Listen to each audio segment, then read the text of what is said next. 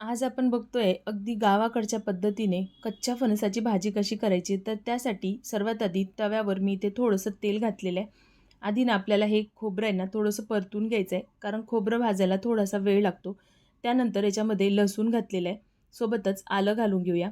यासोबत थोडेसे मी कलमीचे तुकडे घातलेले आहेत, 2 हिरवी विलायची घेतली आहे, सोबतच एक चक्रफूल घेतलं आहे, 1 चमचा तीळ घ्यायची आहे, 1 चमचा खसखस घ्यायची आहे. आता आपल्याला हे सगळं चांगलं भाजून घ्यायचं आहे. थोडासा रंग चेंज होईपर्यंत आपण हे चांगलं भाजून घेऊया. तर आता इथे बघू शकता, हे आपण चांगलं मस्त असं भाजून घेतलेलं आहे. तर आता याच्यामध्ये थोडीशी कोथिंबीर घालायची आहे. तर कोथिंबीरसुद्धा आपल्याला यासोबतच थोडीशी परतून घ्यायची आहे. तर आता यासोबत आपण हे छान असं परतून घेऊया.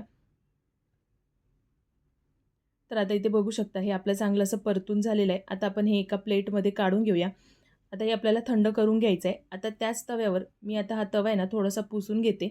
त्यानंतर आपण याच्यावर परत थोडंसं तेल घालून घेऊया. आणि इथे मी 2 कांदे घेतले आहेत. आपल्याला हे कांदे आपल्याला परतून घ्यायचे आहे. तर मी कांदे असे कट करून घेतले आहे. आता याला रंग चेंज होईपर्यंत आपण परतून घेऊया.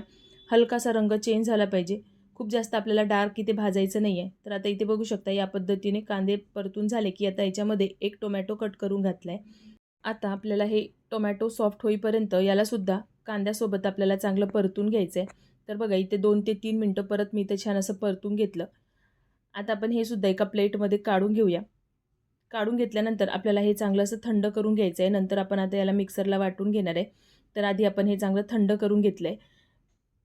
नंतर आता एका मिक्सरच्या भांड्यामध्ये आपल्याला आधी जो मसाला आपण भाजून घेतला होता तर तो घालायचा आहे.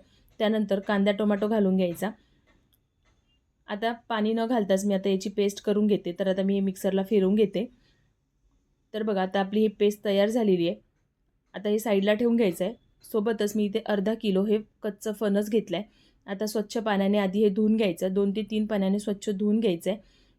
नंतर एका चाळणीवर किंवा अशा जाळीवर हे काढून घ्यायचं, म्हणजे यातलं सगळं पाणी आहे ना एक्स्ट्रा ते निघून जाईल. कारण आपल्याला हे फणस आहे ना थोडं फ्रायसुद्धा करायचं आहे. तर मी हे असं जाळीवर 5 मिनटं ठेवून घेतलं होतं. नंतर एका पॅनमध्ये तेल घातलं आहे. आता हे फणस आपण घालून घेऊन आता याला चांगलं असं परतून घ्यायचं आहे. तर आपल्याला फणसाचा कलर थोडासा चेंज होईपर्यंत आपण याला चांगलं फ्राय करून घेऊ. तर आता इथे बघू शकता, फणसाचा रंग चेंज झाला आहे. या पद्धतीने चांगलं फ्राय करून घ्यायचं आहे. आता गावाकडची पद्धत आणि फणसाची भाजी म्हटलं ना तर थोडंसं तेलाचं प्रमाण जास्त असतं याच्यामध्ये. तर बघा आता हे चांगलं असं फ्राय करून झालं की आता हे सगळं काढून घेऊया. आता याच तेलामध्ये थोडेसे मी इथे 2 तेजपान घातले आहेत आणि सोबतच 3 लाल सुक्या मिरच्या घातल्या आहेत. आता हलकंसं हे परतून घेतल्यानंतर आपण जो मसाला वाटून घेतला होता तो याच्यात घालायचा. आता आपल्याला हा मसालासुद्धा चांगला तेलामध्ये आधी परतून घ्यायचा आहे. हा मसाला जेवढा तेलात चांगला परतला जाईल ना, भाजीची चव तेवढीच छान लागते. तर आता इथे बघू शकता, तेल सुटेपर्यंत आपण याला परतून घेतलेला आहे. म्हणजे आता हा पॅनला लागत नाही आहे, म्हणजे हा मसाला आपला चांगला परतून झाला आहे. आता याच्यामध्ये काही सुके मसाले घालायचे आहेत. तर लाल तिखट, हळद पावडर, धनेजिरे पावडर, गरम मसाला आणि मीठ घातलेलं आहे. आता हे मसाले आपल्याला या मसाल्यासोबत चांगलं परतून घ्यायचं आहे.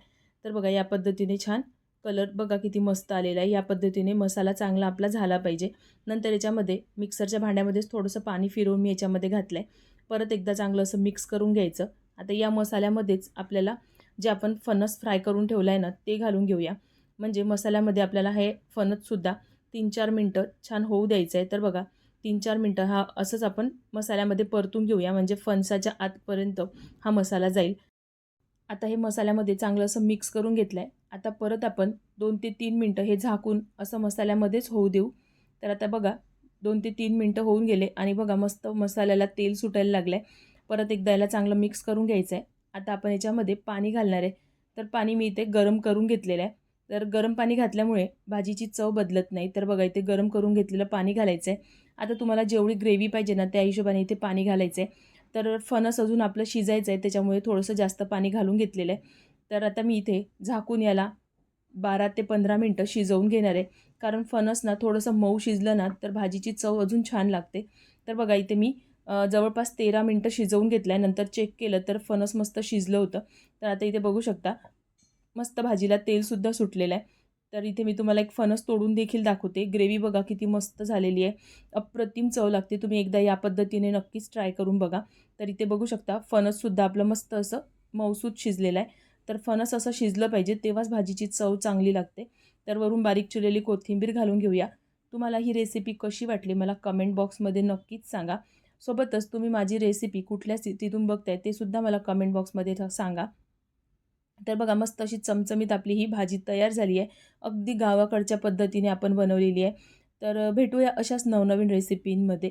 Bye bye.